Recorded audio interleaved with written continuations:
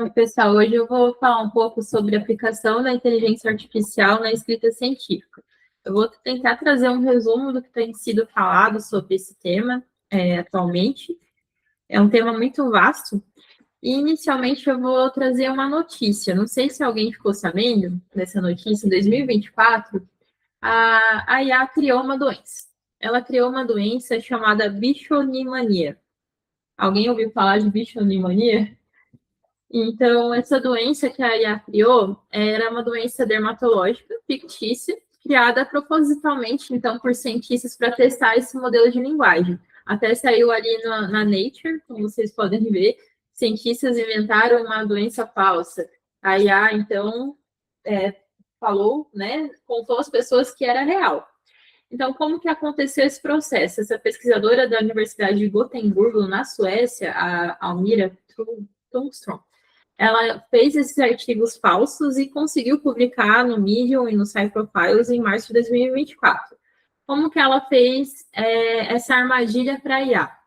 Ela criou essa doença fictícia com base, então, em uma descrição clínica detalhada. Ela associou essa exposição à luz azul de telas como uma causa de uma inflamação nos olhos. E ela também criou sintomas específicos e mensuráveis.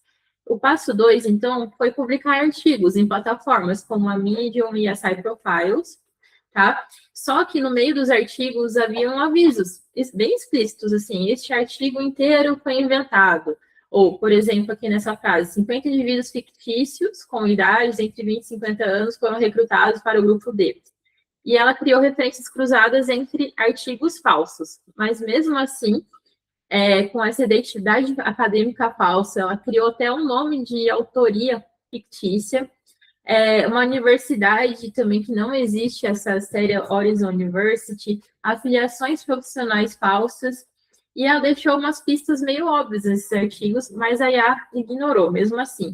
Então, os nomes de autores de universidades fictícias, como eu já falei, e essas pistas no meio do artigo que claramente falava que o artigo foi inventado, porém as IAs leram tudo e ignoraram os avisos. Para vocês terem uma noção, o financiamento dos artigos, ela falava que era feito pela Sociedade do Anel, que é referência a um filme famoso, né, do Senhor dos Anéis, e que também era financiado pelo Side Bob, que é um personagem dos Simpsons. Para vocês verem como realmente ela criou várias pistas que aquilo não era verdadeiro, porém a IA caiu. A IA, então, absorveu essa mentira de o que aconteceu, né? Em menos de um mês, principais chatbots, como, por exemplo, o Copilot, ele classificou a bichonimania como intrigante e relativamente rara. O Gemini recomendava consultas ao oftalmologista. O Perplexity, ele estimou uma prevalência até dessa doença de 1 em 90 mil pessoas. O ChatGPT avaliou se sintomas dos usuários correspondiam à doença. Então, realmente, essa armadilha deu muito certo. E ela queria, então, mostrar que artigos falsos foram citados em literatura científica revisada por pares, e o Springer, então, mencionou essa bichonimania como área de pesquisa real e foi retratado em março de 2026, como vocês podem ver aqui nesse primeiro slide, tá? Que a Nature se retratou. Bom. Aquilo ali é uma retratação da Nature? Isso. Foi retratado em março de 2026, né? Que ela tinha... Todo mundo caiu na história, doutor. E aí ela recomendava diagnósticos, enfim. Então, por que isso aconteceu? Textos com formato de documento médico profissional, então, aumentam as taxas de alucinação desses modelos. E, então, hoje em dia, pesquisadores defendem um sistema padronizado de avaliação contínua para essas IAs na saúde, testando alucinações, suscetibilidade à desinformação e vieses. Então, por que eu trouxe essa informação, né, esse início? A gente pode se perguntar, então, como a inteligência artificial pode nos ajudar na escrita científica se ela tão facilmente propagou uma mentira, né? Será que ela é uma ferramenta confiável e vai revolucionar as escritas científicas? Então, nessa aula eu vou explorar como usar essa IA para melhorar a qualidade da escrita científica e quais são as melhores práticas éticas para esse uso da IA. Então, eu trouxe um pouco aqui o cenário da escrita médica atual. No meio acadêmico, né, o doutor bem sabe, há uma explosão de publicações, né, então um volume exponencial de dados científicos gerados a cada ano, que manualmente às vezes se torna até um pouco impossível. A gente tem que estar muito ligado todo dia para conseguir acompanhar essas notícias acadêmicas. Então, há muita pressão, né, pela publicação. Até coloquei ali uma figura que ilustra isso de forma mais lúdica, né? Então, primeiro o cientista ali era pressionado a publicar, depois publique ou você não vai estar em destaque, né? Vai ser esquecido. Aí depois a evolução foi para publique em revistas de alto impacto ou você vai perecer. Depois, publique com frequência em revistas de alto impacto e talvez você não vá aparecer. Então, há uma pressão de publicação e disputa de periódicos com excelência cada vez mais acirrada. Só que, quando a gente conversa com o pessoal, os cientistas na área acadêmica, a gente pode ver que há muitos bloqueios emocionais na hora de escrever. Eu trouxe uma pesquisa com universitários ali de uma universidade da UNB. Eles fizeram uma entrevista, assim, quais são os principais bloqueios emocionais que travam a escrita acadêmica. A maior parte deles, então, citou que é uma sobrecarga intelectual, por onde ele deve começar, um excesso de informação que paralisa, né, esse estudante na hora de escrever, a questão de dar um branco, achar que a criatividade vai vir assim do além e aquilo tem que florescer no momento certo. Então, é sempre lembrar que a criatividade é uma habilidade treinável. Então, se a gente não buscar esse treinamento, a gente não vai ser criativo, não é um dom inato, né? A gente não vai nascer com a criatividade, a gente pode treinar. E, claro, que tem pessoas mais criativas do que outras. E o fracasso programado também, que é o auto-julgamento constante que o estudante, né, o cientista tem, que, claro, é muito bom, a gente tem o nosso feedback, mas às vezes ele é muito exacerbado e isso também congela. E boa gestão das tarefas vai reduzir drasticamente essas chances de fracasso. E também buscar imperfeições, né, que é um perfeccionismo excessivo, como eu já citei. Então, a IA, ela então, surge como também um suporte emocional, de certa forma, para reduzir essa ansiedade da folha em branco, quando a gente começa a escrever sobre uma pesquisa. Então, deixando bem claro, então, que a IA não vai substituir o humano, ela tem que amplificar o saber, só que a gente tem que fazer uma curadoria bem feita para ser utilizada com ética, e também a gente não está propagando uma mentira, como eu comecei ali na nossa aula. Então, quais são os benefícios centrais que a IA pode trazer para a gente numa escrita científica? Ela pode nos ajudar a ter mais eficiência e agilidade, então, a sair desse rascunho inicial em minutos, né? Ciclos curtos de produção, com metodologia que é muito utilizada em gestão de projetos, uma precisão técnica, auditoria de valores ali da estatística, e também normas que a gente tem que colocar na revista científica, como a APA e Vancouver. Ela pode nos ajudar a pesquisar as lacunas existentes, a análise semântica dessa literatura, para descobrir quais perguntas ainda não foram respondidas, e a barreira do idioma, né, que muitas informações, então, são em inglês, principalmente, então ela ajuda na tradução técnica contextualizada, que vai democratizar esse acesso também a revistas internacionais. Tá. Então, quais são as principais ferramentas atualmente utilizadas para cada passo, então, dessa escrita científica? Eu só coloquei alguns exemplos, tá? Então, para revisão e edição automatizadas, um exemplo bom é o Grammarly, que ele ajuda em erros gramaticais. Enfim, são muitas IAs, eu trouxe essa aqui, essa é uma aula muito extensa, mas para cada tipo, então, e cada etapa ali da escrita científica, há uma IA mais específica que pode nos ajudar. Detecção de plágio, por exemplo, no final, que a gente for revisar o nosso texto também, é bom a gente passar também pela questão da lei número 9.610, né, que a originalidade é protegida, e aprimoramento gramatical, várias IAs podem nos ajudar para tornar o texto mais claro e profissional, tá? Então, eu trouxe aqui o método HACK. O que seria esse método? A gente tem que sempre lembrar que a autoria ela tem que ser 100% humana, mesmo que a gente use a IA. Então, esse método traz 3 tópicos específicos que a gente deve pensar quando trabalha com a IA. Então, responsabilidade. A gente tem que sempre lembrar que o autor é o guardião final dessa veracidade de cada dado. Então, validar cada palavra para garantir ética e veracidade clínica. A gente tem que ter essa análise crítica constante com a IA. O autoconhecimento, então, saber onde que a IA pode nos ajudar. Será que ela me ajuda ali com uma tradução técnica, com a síntese de dados? E a criatividade também, que é usar a IA como catalisador de novas conexões e hipóteses. A gente pode fazer uma conversa, que eu vou explicar melhor mais para frente, com a IA, para ver o que tem, então, de lacuna daquela pesquisa. Então, duas técnicas bem utilizadas atualmente, modelos, né, para estruturar essa ajuda da IA, seria o modelo AIDA e o modelo Comprosa. O modelo AIDA, ele foi adaptado do marketing para a escrita acadêmica. Então, o que seria ele? Ele pode nos ajudar mais na redação do título do resumo, do abstract. Então, por exemplo, aqui no item de atenção do modelo, né? Ele vai focar em um título, seria melhor atribuído para aquele manuscrito, para aquele artigo, né? Então, a gente pode colocar um prompt lá, sugira 5 títulos baseado no nosso tema, tal, tal, tal. Então, ele vai ajudar no título, e será que esse título vai ser facilmente encontrado nas bases acadêmicas? E vai ser algo que vai chamar a atenção? Então, algo bem de marketing mesmo, né?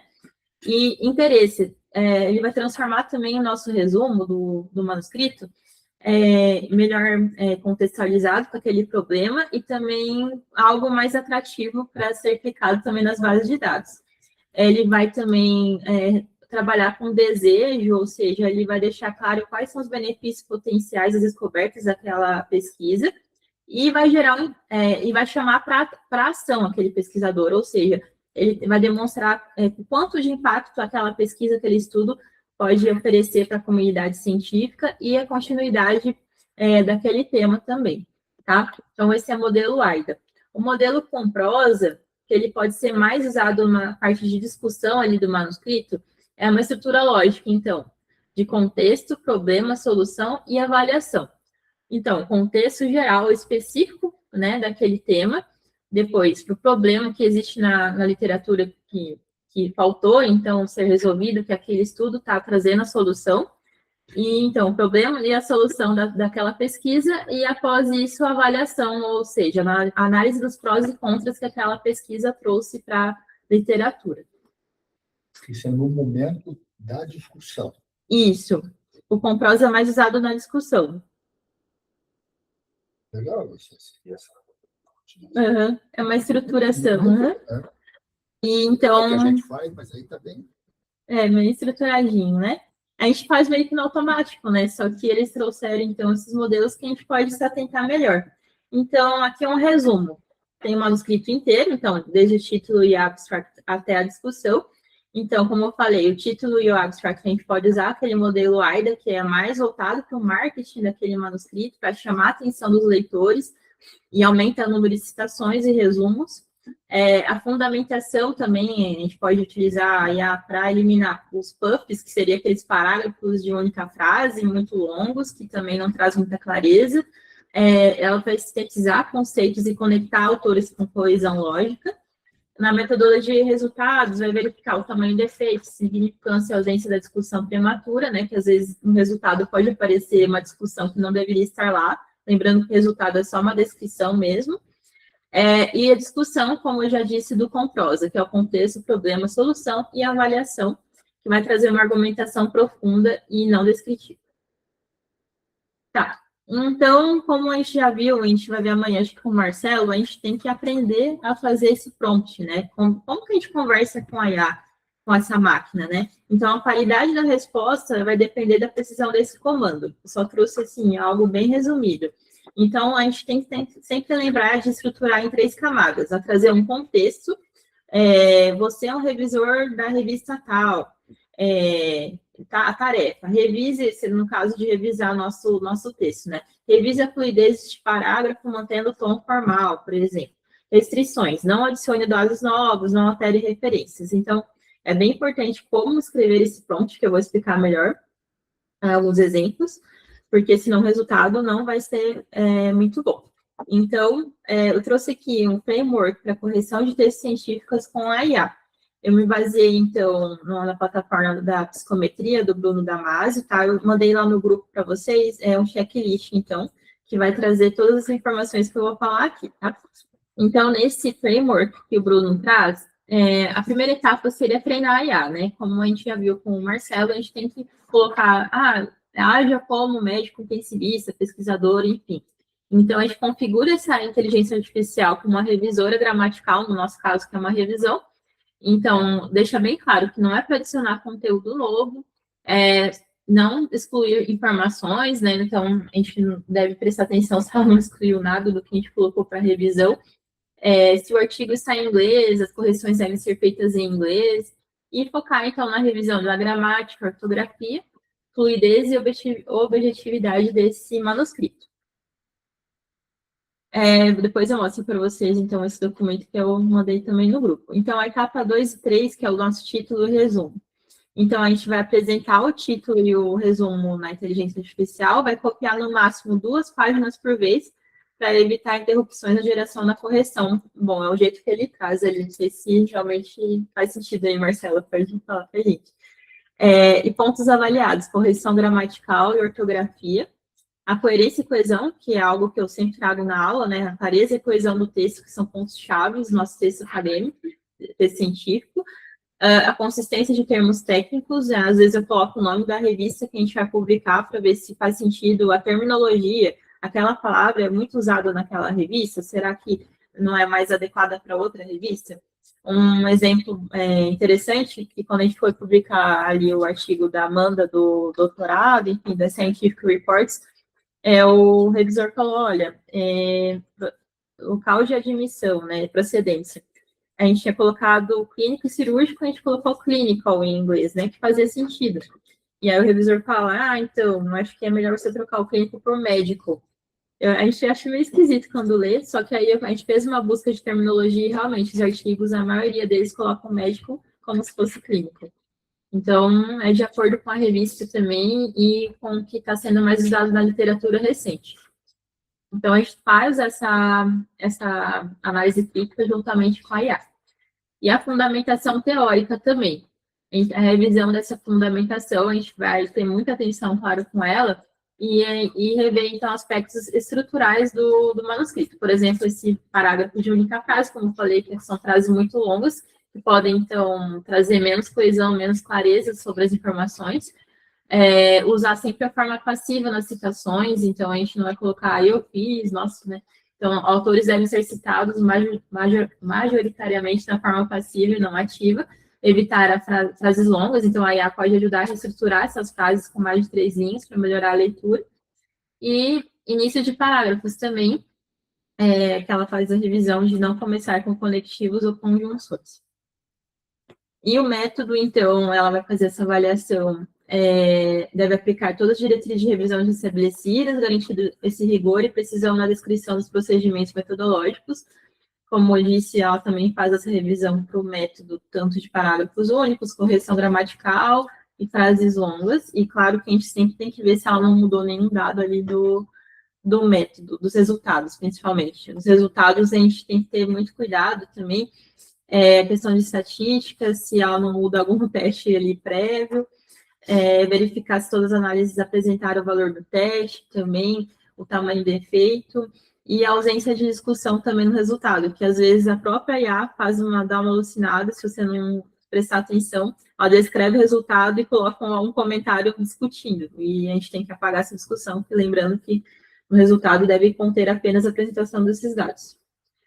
E a avaliação da discussão, então ela vai avaliar todos os critérios de gramática, de parágrafo longo, forma passiva, frases longas, início de parágrafos, coerência, consistência e clareza, e critérios específicos da discussão. Então, não ser uma mera repetição dos resultados, discutir todos os resultados, seguir a ordem de apresentação também ali dos resultados, para ter uma ordem mais lógica, e discutir resultados não significativos ou que não corroboram as hipóteses de acordo com a relevância deles. E nas considerações finais também verificar, então, se elas contemplam 3 elementos principais ali do fechamento científico completo. Então, o que foi o principal achado daquele estudo, a gente tem que deixar em destaque na consideração final, as limitações desse estudo, de metodologia, de escopo, e as perspectivas futuras, que são as perguntas geradas pela pesquisa e sugestões de novos estudos. E na etapa 9, ali, que ele traz como avaliação das referências, eu uso bastante, assim, eu coloco na analise se faltou alguma referência que a gente colocou no texto, não estava na referência, ou vice-versa. Então, a gente tem que tomar muito cuidado, porque às vezes passa uma referência que ela não viu. E também se está dentro da norma daquela revista, né? Norma Vancouver, enfim, se está tudo realmente referenciado da forma correta, e ela também pode nos ajudar com isso. Então, uma visão geral desse framework. Então, primeiro, como a gente falou já, o treinamento da IAC é bem importante, e passar por cada etapa, então, do manuscrito, título, resumo, fundamentação teórica, método, resultados, discussão, considerações finais e as referências. E sempre solicitar no relatório final o detalhamento do que a IA alterou, tá bom? Como eu sempre falei ali no início da aula, a gente precisa usar a IA como algo auxiliador, né? Então, há uma questão ética de limitações de supervisão humana, porém, a gente viu muitos casos aqui mesmo, né, de alucinações, ela inventar artigos que não existem, enfim, então isso é um perigo. A questão de LGPD, da privacidade, então a gente tem o cuidado de não colocar dados identificáveis para clientes em plataformas de IA abertas, né, porque causa o risco aí dessas informações vazarem. E a IA não interpreta o contexto assistencial, né? Então, o médico, né, no caso, segura sempre o volante desse avião, tá bom? Então, é muito importante esse double check humano, né? Que é negociável em cada parágrafo.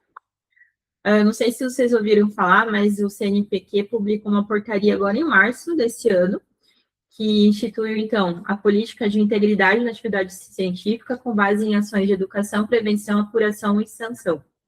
Tá? Foi publicado em março de 2026. Essa portaria, então, representa uma mudança nessa governança científica em resposta aos desafios impostos pela IA na pesquisa, né? Cada vez mais está sendo usado IA. Então, eles estão colocando limites desse uso e o uso responsável com ético.